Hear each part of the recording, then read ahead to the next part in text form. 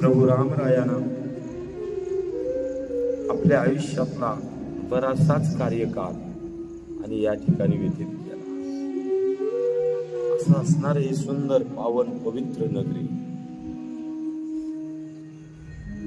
आणि या नगरीमध्ये पावन धाम म्हणून ओळखलं जातं. त्या फुलावर नाव होतं वाचलं रात्री, पावन धाम चित्रकूट. तिथं आल्यावर प्रत्येक जीव पावन होतो. प्रभू रामरायानं ते स्वतःसाठी प्रूव्ह केलं. खरं पाहता रामायण एक असं चरित्र आहे, त्या रामायणाला जर त्या दृष्टीनं बघितलं तर रामायण आपलं आयुष्य बदलवलं. पण आपण रामायण फक्त एकनाथी रामायण आपण ऐकतो, भावार्थ रामायण ऐकतो, काय भाव त्याच्यामध्ये नाथ महाराजांनी व्यतीत केले. पण शेतकोटी रामायण आहे. तर प्रत्येक रामायणातला एक एक भाव टिपायचं म्हटलं तर काय काय गोष्टी कधी न ऐकलेल्या ऐकायला मिळतात. त्यापैकीच वनवास. कुणाला जीवनामध्ये वनवास हवा वाटतो? एक तरी जगाच्या पाठीवर भेटेल का मला वनवास पाहिजे. फक्त एक कुंती माता सोडली तर कुणीच देवाला दुःख मागितलं नाही. सगळे सुखाचे सांगाती, दुःखी कोणी ना आणती. दुःखामध्ये कोणच येत नाही. आणि म्हणून या रामायणाचं आपण भाव बघितला. सगळ्याला रामायण माहित आहे, पण एक भाव मी सांगून पुढे जाईन. साहित्य रक्तवस्तूवर आपण चिंतन करणार आणि पुढे निघणार. पण ह्या भूमीमध्ये ज्यानं कित्येकाचं आयुष्य बदलवलं असा असणारा तो श्रीराम. तिथं तुम्ही श्रवण भक्ती, सर्वश्रेष्ठ भक्ती, नवविधा भक्तीतली प्रथम भक्ती ती तुम्ही करताय. आणि पुढं असं झालं, प्रभू रामराया लहानाचे मोठे झाले अयोध्येत. आणि मोठं झाल्यावर त्या प्रभूला मोठं होत असताना कौशल्यापेक्षा जास्त लळा कैकेयीचा होता. कौशल्यापेक्षा जास्त प्रेम कैकेयी माता करत होती. आणि ते प्रेम इतकं होतं, त्या प्रेमापोटी रामराया त्या कैकेयीला म्हणायचं, आई किती प्रेम करतेस का माझ्यावर. कैकेयी म्हणायची, रामा तू माझा जीव जरी मागितला, प्राण जरी मागितला तर मी वळून टाकीन रे बाळा तुझ्यावर. सावतर आई कशी असावी हेही रामायण शिकव.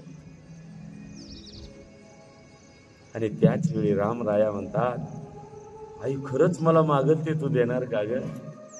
तू मागून तर बघ रे बाळा, माझा प्राण ववाळून टाकीन मी तुझ्यावर. हा एक भाव आहे रामायणात. आणि त्यावेळी रामानं काय मागावं. थोड्याच दिवसावर तो मोठा झालेला राम कुमार अवस्थेमध्ये दशरथ राजानं थोरला ज्येष्ठ पुत्र म्हणून राज्याभिषेकाची तयारी केली आहे. राम गादीवर बसणार आहे. गादीवर बसणाऱ्या रामाची सगळी अयोध्या नवरीसारखी नटली आहे, वाट बघतीये. सगळ्याला वाटतंय आमच्या नगरीला राजा होणार, राम राजा होणार, रामाचं राज्य येणार. सगळे आनंदात आहे.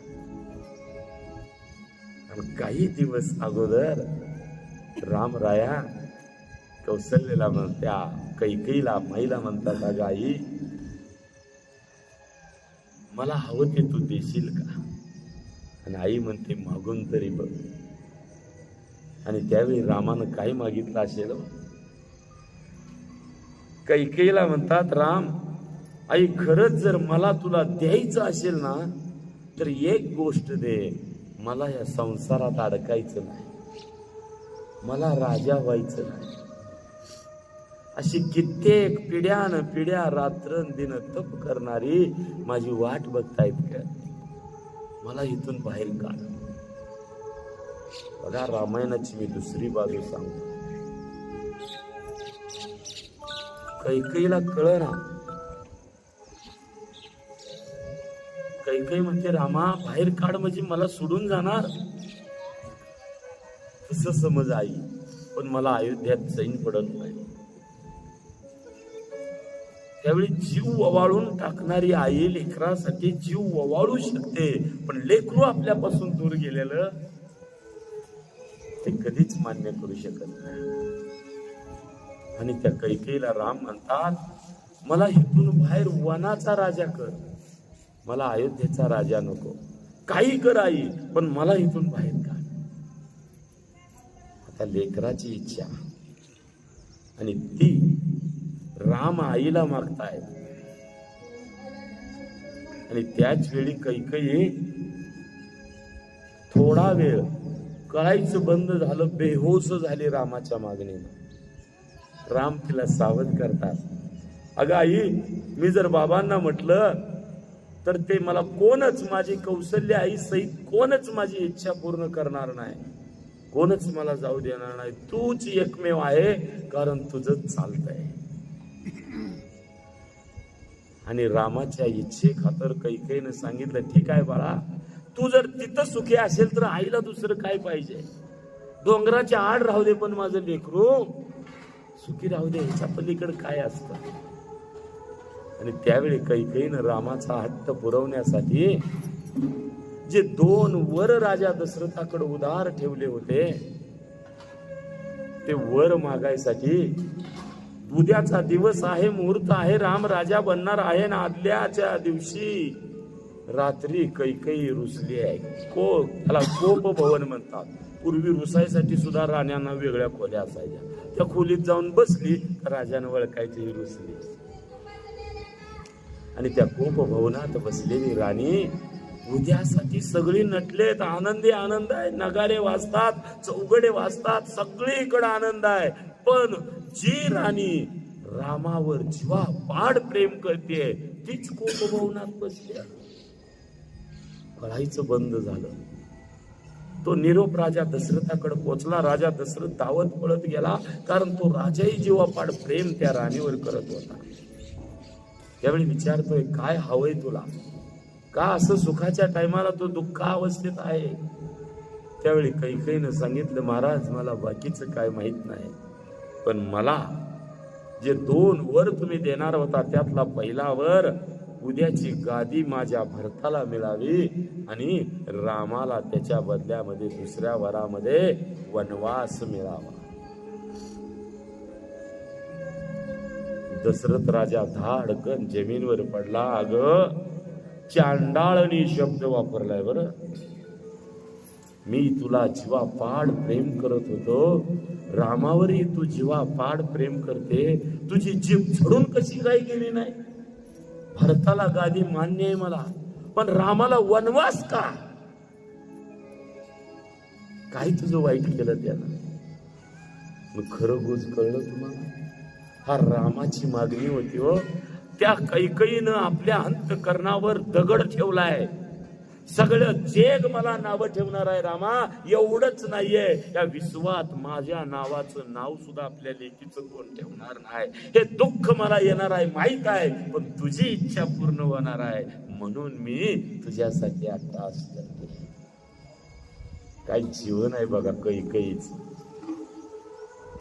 एवढा त्याग कौशल्यानं सुद्धा केला नाही हो रामासाठी. आणि त्या कैकेयीनं सगळ्या जगाची नावं ठेवून घेतली हो. कौचत्या असणारी अयोध्या थू थू करते कैकेयीवर. कसली जन्माला आली. राम राजा होणाऱ्या राजाला वनवासाला पाठवायला. आणि त्या रामाच्या पाठीमाग ठरला दिवस. राजा दशरथ तिळतिळ करतोय, शिव्या श्राप देतोय. चांडाळने तुझी जीभ का ढळली नाही, का त्या ठिकाणी चढली नाही, माझ्या रामाला वनवास करते. काय होतं याचा विचार तर करायचा पाहिजे होता. राम गेल्यावर रामाचा बाप जिवंत राहील का. ते वैधव्य सुद्धा त्या कैकेयीमुळं, त्या कैकेयीला येणार होतं ते वैधव्य सुद्धा रामासाठी तिनं मान्य केलं. ध्यानात घ्या.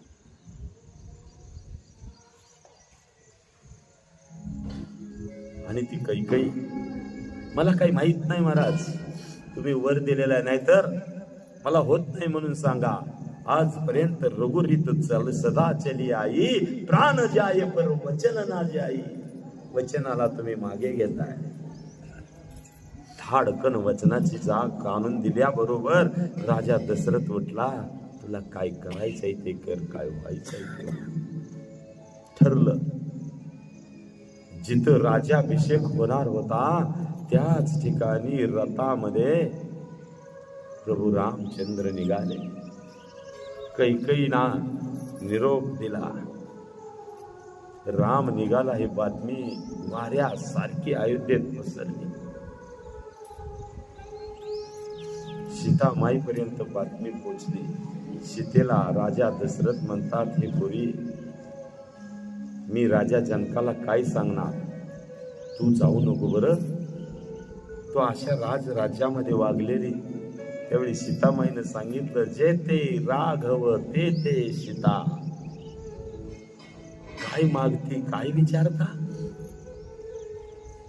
फक्त मला राम पाहिजे आणि त्या रामा बरोबरच मी शोभून दिसते, अन्यथा सीतेचं अस्तित्व तरी कुठं आहे? आणि खरंच बघा, विश्वामध्ये जिला नवरा नाही तिचं अस्तित्व काय आहे? कसलं बी पेताड असू द्या हो, पण त्याच्या नावाचं भाळावर कुंकुम आखून ज्यावेळी ती थाटातनं सुवासिनी म्हणून एखाद्या पंक्तीला जाऊन बसते, त्यावेळी तिचा जो श्रंगार, तिच्या असणाऱ्या त्या जीवातल्या भावना ज्या असतात ना, त्या राजराणीसारखा थाट घरात आहे. पण कपाळावर ज्याच्या नावानं कोरावं ते कुंकूच नाहीये. काय आनंद आहे त्या जीवनामध्ये, लक्षात घ्या. आणि त्या सीतेनं सांगितलं, नाही महाराज, एवढंच मला इच्छा आहे, माझं मागणं आहे, मला रामाबरोबर जाऊ द्या, माझ्या रायाबरोबर राहू द्या. त्यावेळी लक्ष्मण निघाला. त्यावेळी राजा म्हणतो, अरे तू तरी राहा, जिथं माझा प्राण तिथंच मी, कारण राम माझा मोठा भाऊ म्हणजे माझा प्राण आहे. तिथं बंधू प्रेम शिकवतं रामायण, बांध कोरायला नाही शिकवत. त्यावेळी त्या लक्ष्मणाची बायको ती त्या ठिकाणी निरोप द्यायला आले. पण लक्ष्मणानं तिच्याकडे बघितलं सुद्धा नाही, कारण कदाचित जर मी तिच्याकडे बघितलं तर मी तिथं अडकून राहील. माझ्या रामाच्या सेवेमध्ये काहीतरी कमी पडेल.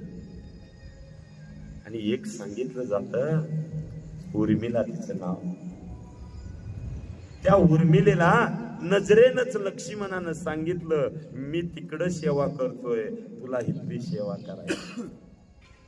आणि 14 वर्ष राम परत येईपर्यंत उर्मिलेनं इतकी सेवा केली, इतकी सेवा केली की 14 वर्ष फक्त त्या असणाऱ्या राम आणि लक्ष्मण परत यायची वाट. उपवास 14 वर्षाचा उर्मिलेनं केला होता. उपवास 14 वर्ष अन्न पाणी खाल्लं नाही. करू शकेल कोण? अहो एवढंच नाहीये, त्या अयोध्येनं जिथं जगाचा मालक राम राजा होणार होता, तो राजाच गेला तर प्रजा निर्माण करून उपयोग काय? म्हणून एकही बाळ 14 वर्षात अयोध्येत जन्माला आलं नाही. कुणीच संसार केला नाही. घरात नवरा बायको होती, पण अंतरावर होती. काय त्या अयोध्येचा त्याग आहे. आणि अशी असणारी ही अयोध्या, त्या अयोध्येत ना राम या ठिकाणी आले. आणि आल्यानंतर पुढं असं झालं,